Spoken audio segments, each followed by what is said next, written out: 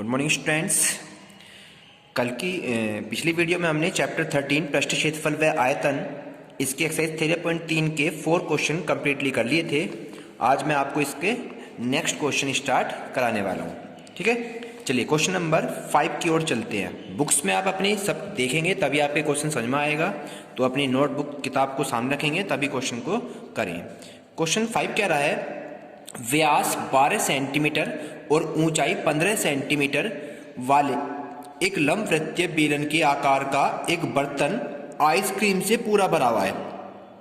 समझ रहे हैं, बेलनाकार बर्तन है,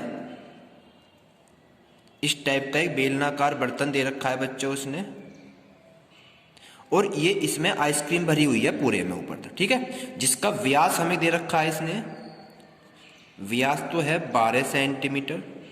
ठीक है, तो इसकी रेडियस कितनी हो जाएगी बच्चों? हाफ हो जाएगी, यानी कि आधी जो हो जाएगी। रेडियस कितनी हो जाएगी इसकी? कितनी हो जाएगी? 6 सेंटीमीटर। ठीक है, तो ये इसका क्या होगी? रेडियस बन जाती है। अब ऊंचाई दे रखी है इसकी, ऊंचाई h भी दे रखी है 15 सेंटीमीटर। इसकी हाइट दे रखी है 15 सेंटीमीटर पूरी, और जो इसकी हमारे पास रेडियस निकल का है बच्चों, ये जो रेडियस है ये कितनी निकल का आ गई हमारे पास में? 6 सेंटीमीटर निकल का आ गई। ओके स्टूडेंट, अब क्या कह रहा है क्वेश्चन में? वो आइसक्रीम से पूरा भरा हुआ है। इस आइसक्रीम को ऊंचाई 12 सेंटीमीटर और व्यास 6 सेंटीमीटर वाले शंकुओं से भरा जाना है।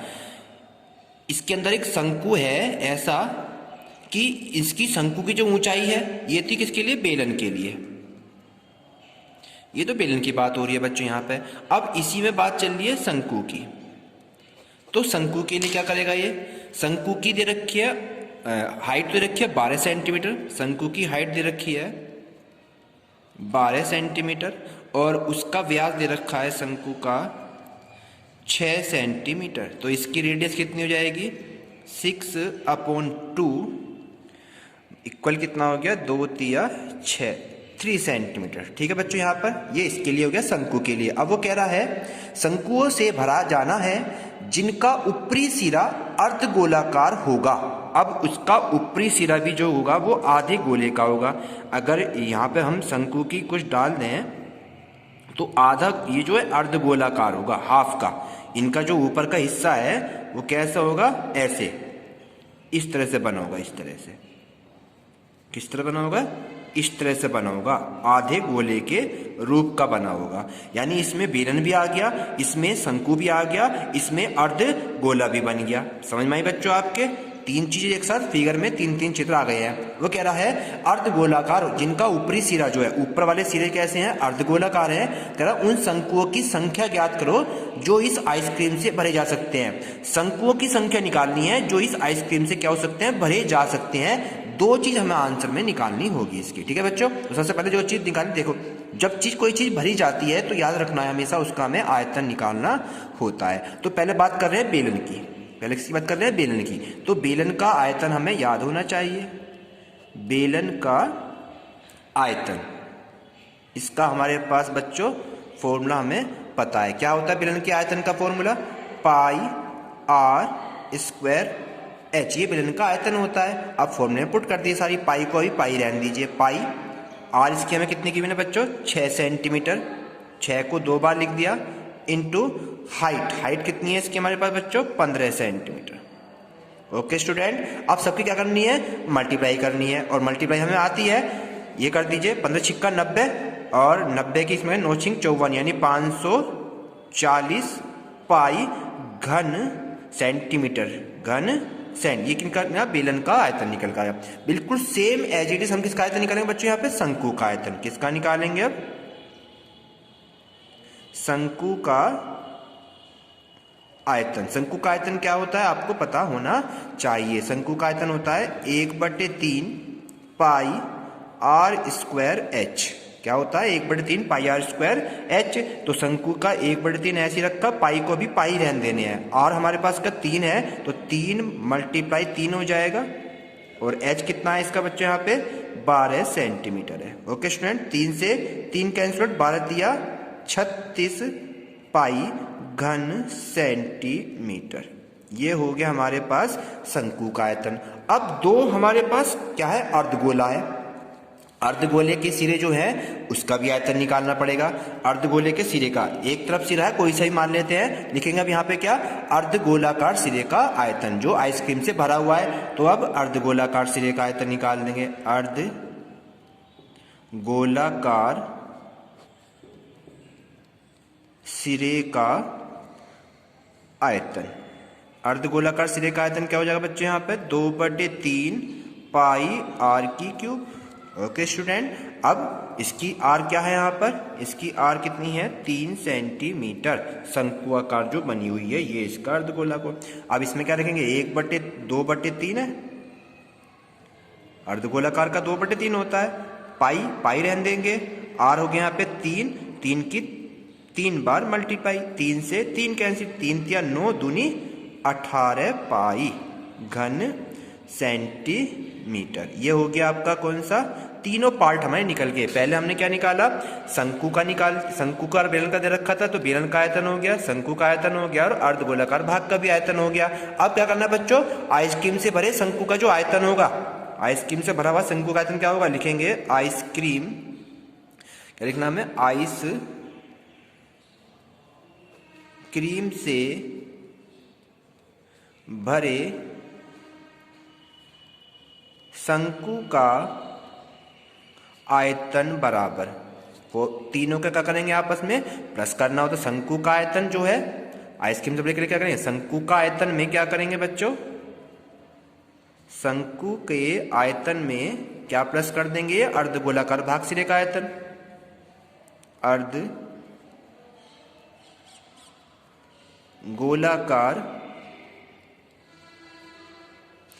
सिरे का आयतन। ठीक है, तो इसका आयतन में कितना, शंकु का आयतन कितना निकाला बच्चों अपने, 36 पाई, अर्धगोले का आया 18 पाई। 36 और 18 प्लस कर देंगे, पाई को पाई ऐसे रहने देते हैं। 36 18 कितना हो गया बच्चों, 54 पाई घन सेंटीमीटर। एक हमारा यहाँ तक क्लियर हो गया क्वेश्चन। ठीक है, लेकिन हमें निकालना क्या था बच्चों, यहाँ पे हमारी वैल्यू हमें निकालनी है कि टोटल कितने शंकु बनेंगे, यानी शंकुओं की संख्या निकालनी है। तो शंकुओं की संख्या कैसे निकालेंगे, लिखेंगे शंकुओं की संख्या बराबर, शंकुओं की संख्या बराबर आइसक्रीम का कुल आयतन, आइसक्रीम का कुल आयतन अपोन में क्या लिख देंगे, जो हमने एक शंकु से भरी आयतन निकाला है, जो ये आइसक्रीम का जो आयतन निकाला 54 पाई। आइसक्रीम का आयतन, आइसक्रीम यानी का आयतन एक शंकु में भरी, आइसक्रीम का आयतन किस में है, एक शंकु में भरी, एक शंकु में भरी आइसक्रीम का आयतन। तो ऊपर हो गया हमारे पास में 540 पाई, जो टोटल निकाला था ये वाला बेलन का आयतन, इसमें तो भरी है सब कुछ, और टोटल आ गया 54 पाई। पाई से पाई कैंसिल आउट हो जाता है, और 54 एकम 54, तो कैंसिल कितना आया, यानी कितने शंकु की संख्या बनेगी बच्चों, शंकु की संख्या कितनी आ गई, 10 शंकु बनेंगे ऐसे, जिसमें आइसक्रीम भरी जा सकती है। ओके स्टूडेंट, क्लियर हो गया। आइसक्रीम द्वारा भरे जाने शंकु कितने बनेंगे, जो कोन होते हैं ना कोन, इस तरह से जो हमारे कोन बनते हैं आइसक्रीम के, ऐसे कितने कोन बनेंगे टोटल बच्चों, यहाँ पर 10 कोन बनेंगे टोटल। कोनों की संख्या कितनी होगी, 10 बन के तैयार हो जाएगी। समझ में मेरी बात आपको, कितने कोन बनेंगे, 10 कोन बनेंगे, 10।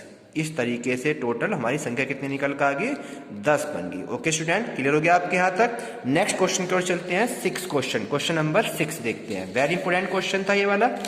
क्वेश्चन नंबर 6 देखते हैं। बुक्स में ध्यान होगा, बुक्स आप अपनी पढ़ेंगे तभी क्वेश्चन समझ में आता है। 6 क्वेश्चन कह रहा है, विमाएं दे रखी हैं आपके यार, विमा है 5.5 centimetre, 5.5 centimetre multiply 10 centimetre multiply 3.5 centimetre, इतने सेंटीमीटर के एक विमाएं हैं। सेंटीमीटर वाला एक घनाभ है, क्या है बच्चों ये घनाभ, 5.5 सेंटीमीटर का, 10 सेंटीमीटर का, 3.5 सेंटीमीटर वाले एक घनाभ बनाने के लिए 1.75 सेंटीमीटर व्यास, यानी व्यास कितना दे दिया इसका घनाभ का बात करें तो व्यास दे रखा है 1.75 सेंटीमीटर, ठीक है। और 2 मिलीमीटर मोटाई, और मोटाई कितनी दे दी बच्चों इसकी, यहाँ पर मोटाई दे दी इसकी 2 मिलीमीटर, ठीक है। अब कितने चांदी के सिक्कों को पिघलाना पड़ेगा, तो चांदी के सिक्कों की संख्या निकालनी है यहाँ पे हमें। अब इसके लिए करेंगे क्या, देख लिए फटाफट। सबसे पहले हमारे पास व्यास दे रखा है, जब भी व्यास मिलता है तो क्या करते हैं उसकी रेडियस निकालते हैं। रेडियस कैसे निकालेंगे, इसको हाफ कर देंगे, यानी कि 2 से डिवाइड कर देंगे, और 2 से डिवाइड का मतलब इसकी पॉइंट हटा दो, क्या हटा दो बच्चे यहाँ से पॉइंट, और इसके आगे 2 जीरो बढ़ गई, ये हो गया 175 अपॉन में 200। अब इसको छोटा करना हमें आता है, कैसे करते हैं इसको, 25 सत्ते 175, 25 अट्ठे 200, तो कितना आया सोल्व करके 7/8 सेंटीमीटर ये रेडियस निकल कर आ गई। ओके स्टूडेंट, नेक्स्ट पर जाओ। सिक्के की जो ऊंचाई है, प्रत्येक सिक्के की जो ऊंचाई दे रखी है वो कितनी दे रखी है, सिक्के की ऊंचाई यानी h वो कितनी दे रखी है 2 मिलीमीटर, कितनी दे रखी है बच्चों 2 मिलीमीटर। तो इस मिलीमीटर को भी क्या करेंगे सेंटीमीटर में बदल देते हैं। 1 मिलीमीटर में 10 सेंटीमीटर होते हैं, तो इसको हम बटे में कर देंगे, यानी कि कितना हो जाएगा 2/10 कर देंगे, तो ये बन गया हमारे पास सेंटीमीटर में। अब इसको 2 से डिवाइड, 2 एकम 2 पंजे, तो ये हो गया 1/5 सेंटीमीटर बन जाता है। अब सिक्का कैसा है, बेलन के आकार का है, समझ में बच्चों आपको। तो क्या लिखेंगे, सिक्का यानी बेलन का आयतन निकाल देंगे, सिक्के का आयतन। सिक्का कैसा बताया मैंने, बेलन के जैसा, लिख लेना साइड में। तो बराबर में, अब ये सिक्का गोलाकार नहीं है, तो सिक्के बेलन का आयतन होता है पाई r स्क्वायर h होता है। कैसा होता है, पाई r स्क्वायर h। पाई की वैल्यू 22/7, r की वैल्यू हमारे पास में कितनी निकल गई 7/8 को 2 बार लिख लीजिए, ऊपर दे रखा है ये, मल्टीप्लाई ऑफ h कितना है 1/5 आ गया। अब सोल्व करते हैं कैसे, देख लीजिए। 7 से 7 कैंसिल आउट हो गया, 2 चौक 8 हो गया, 2 से 2 एकम 2 एकम, सबकी मल्टीप्लाई नीचे हो गया, 8 पंजे 40, 40 चौक का कर लीजिए, कितने हो गए 40 चौक के 160, नीचे तो आ गया 160, और ऊपर कितना आ गया 11 और 7, 11 सत्ते 77, तो 77/160 घन सेंटीमीटर। अब इसको अपॉन में छोड़ दीजिए। अब मान लिया कि सिक्कों का n सिक्के मान लिया, सिक्कों की संख्या निकालनी ना, किस बताओ चांदी के सिक्कों को कितने सिक्कों को पिलाना पड़ेगा, तो लिखेंगे मान लिया, माना n सिक्कों का आयतन, n सिक्कों का आयतन, यानी इसकी n से मल्टीप्लाई कर देते हैं, यानी कितना हो गया ये 77/160 n घन सेंटीमीटर। ये लाइन एक्स्ट्रा आपको तैयार करनी है, ठीक है। अब घनाभ की बात करें, यानी घनाभ का जो आयतन होगा वो सिक्के के आयतन के बराबर से हो जाएगा, और हमारे पास इस n की वैल्यू फाइंड आउट हो जाएगी। ओके स्टूडेंट, लिखेंगे घनाभ का आयतन। घनाभ का आयतन हमें पता है क्या होता है, LBH, L गुणा B गुणा H होता है। L हमारे पास है 5.5, H B है 10, H है 3.5, सबकी मल्टीप्लाई कर देते हैं। 55 की हो गया 500, यहाँ आ गया 55, 55 की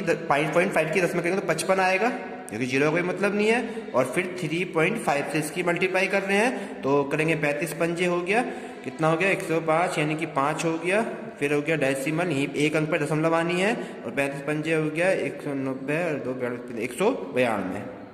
192.5 घन सेंटीमीटर। मल्टीप्लाई आप करनी आती है, मल्टीप्लाई इसकी आप कर लेना, तो 192.5 क्या निकल के आ गया, ये घनाभ का आयतन हो गया। और दोनों के आयतनों को बराबर रख देंगे, इसका आयतन ये रहा, इसका आयतन ये रहा, तो प्रश्नानुसार क्या कर देंगे 77/160 n इज इक्वल टू किसके बराबर हो जाएगा 192.5 के।